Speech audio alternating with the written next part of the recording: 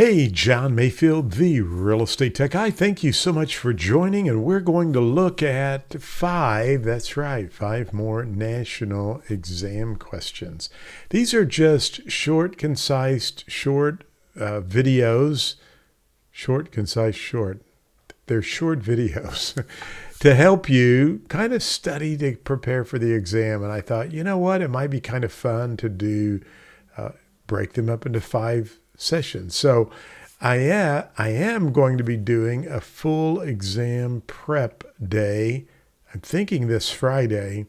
That might take us 2 or 3 hours, but it's going to be an exam prep day. And I'm going to just go to my board and we're going to just go through a bunch of questions. But today we have 5 questions and we're going to get onto it right this moment. Now, I thought today, so that I can just start where I'm at, we'll go right through these. Again, I'm proofing some of these. They're new questions, but you're going to see the answer, and I'm going to talk to you about the specific answer and why that is the answer. Now, we've already done this question: which type of property right gives the owner the legal authority to assess and remove minerals, okay, or other resources located beneath the land surface. And we call that mineral rights, all right? So we've got some new ones we're going to get right onto now. So let's do that. So the next question, and again, you're going to see the answer here, so don't panic. At the final walkthrough, the buyer realizes the dining room chandelier, previously believed to be a part of the sale, is marked as the seller's personal property. What is the appropriate action for the buyer to take? So at the final walkthrough, the buyer finally realizes the dining room chandelier, previously to be a part of the sale, is actually marked as the seller's personal property. So what's the appropriate action for the buyer to take? Well, the answer's request a reduction in the sales price. B says demand the chandelier be included. C, proceed with the sale without changes. Or 4, ask for an equivalent replacement. Now, some of these answers you may not like, and you might say, well, John, why is that the answer? Well, when you look at all 4 of the various types of possibilities, you can't demand anything at that point. I mean, you could, but if they've decided to take it, I guess that could be an option. You could proceed with the sale without changes, or you could ask for an equivalent replacement. All of those would be good choices, but probably the appropriate action to take is just to request a reduction in the sales price, okay? It might be hard for them to get an equivalent replacement. You could proceed with the sale without changes, but, is that the appropriate action to take? Actually requesting a reduction in the sales price. Now, let's look at some of the answers why we got to this. Whether an item is a fixture, stays with the property, or personal property goes with the seller is a common issue in real estate. If the chandelier was assumed to be included, but is listed as excluded in the contract, the buyer has a limited legal claim since the contracts govern what's conveyed. So in this case, it's the final walkthrough. They thought it was a part of the sale, but it was marked as personal property. So the contract in this case.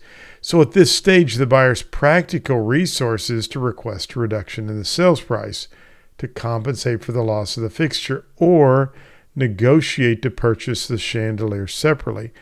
The agent should guide the buyer to renegotiate rather than force the seller, as the contract terms control the transfer. So when you look at it in that respect, and this is a classic exam question where it's like, gosh, this is hard to come up with. This does make the most sense. Now, I could rationalize it, proceed with the sale without changes could also go along with it, or you could ask for an equivalent. Probably the better choice is for your agent to go back and request a reduction in the sales price. So I know these are tough questions, but if you see something like that, hopefully I've pointed you in the right direction. I think I have. Number 2, if a co-owner in a tenancy in common faces substantial personal debt, how might this affect the shared property? Well, the property may be subject to a lien, and look at those last 2 words for the tenants portion, okay? Remember in our example of a tenancy in common, there's equal or unequal shares of ownership. I could sell my portion at any time without the other tenants agreeing. Now, there has been a test question. It trips a lot of people up. If one of the tenants wanted to sell the entire property and the other tenants did not, that's what we call, you would need to do a suit to partition from the court.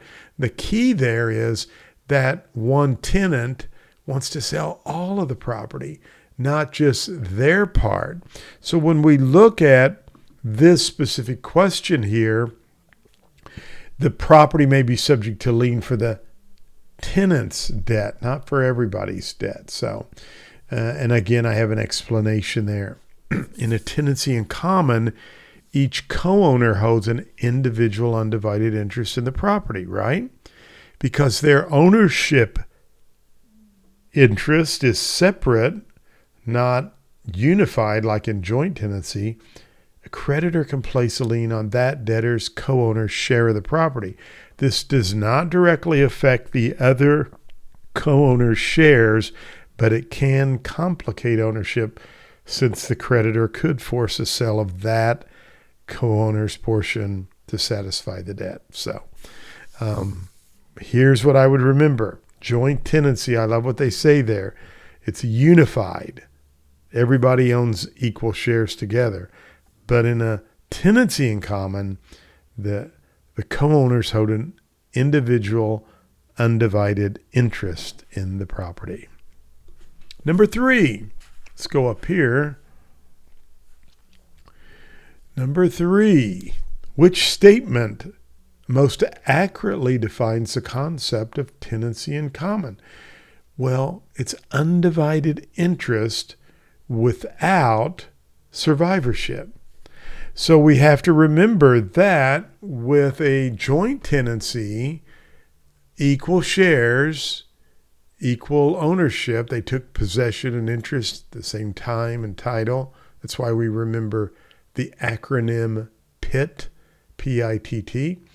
But in a joint tenancy, they have a unified interest in the property. But here we are talking about a tenancy in common, and that's an undivided interest without survivorship. Let's take a look at the explanation. And by the way, these exam questions will be available for purchase. And what I really like is you can do these right from your mobile phone. I'll show you that right here. So as we go into this, you can see right there, you make your choice. I think this one was 20,000.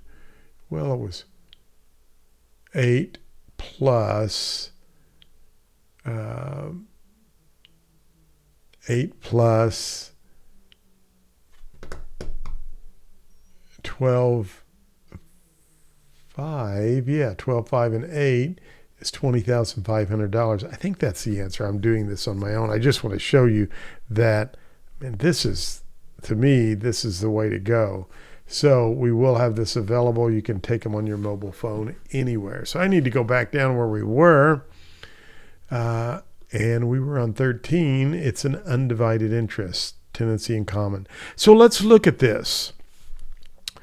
Undivided interest each co-owner has equal rights to use and enjoy the entire property, even if they own different percentage shares.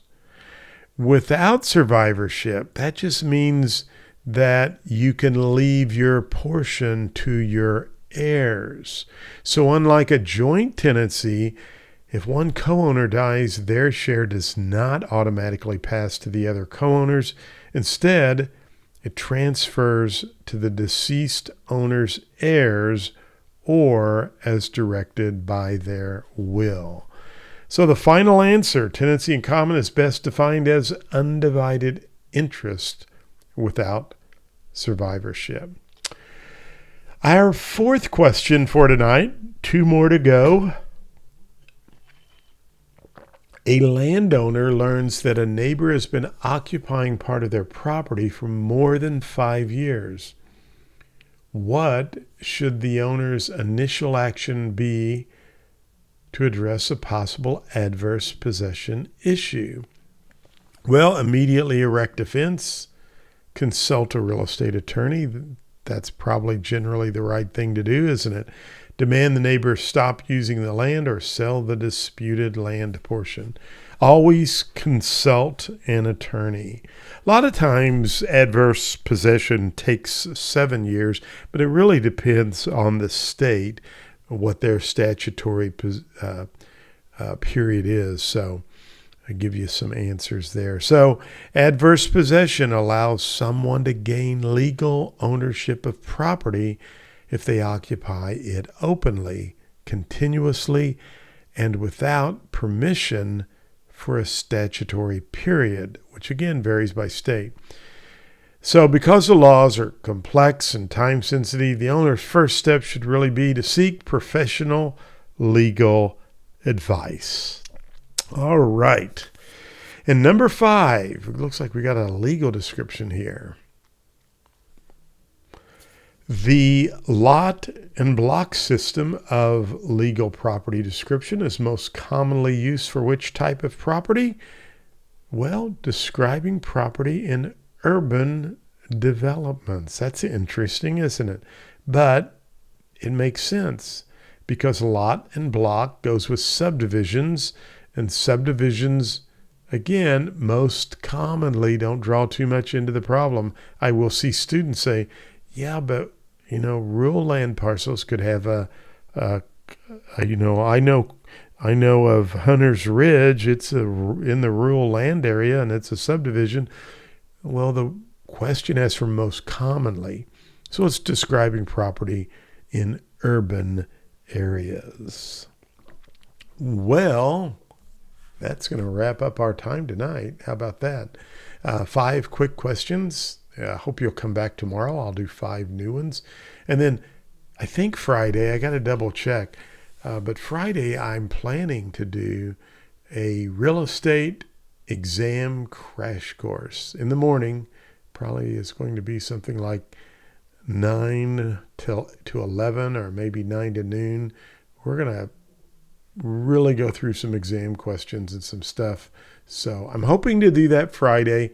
The one way you can find that out, and I'll tell you about that right now, is to go to, I have that right here. I don't think this is the right thing here. Yeah, it is. Free exam questions. Help me pass the real estate exam. So you can also go, and I'm going to pull this up for you real quick.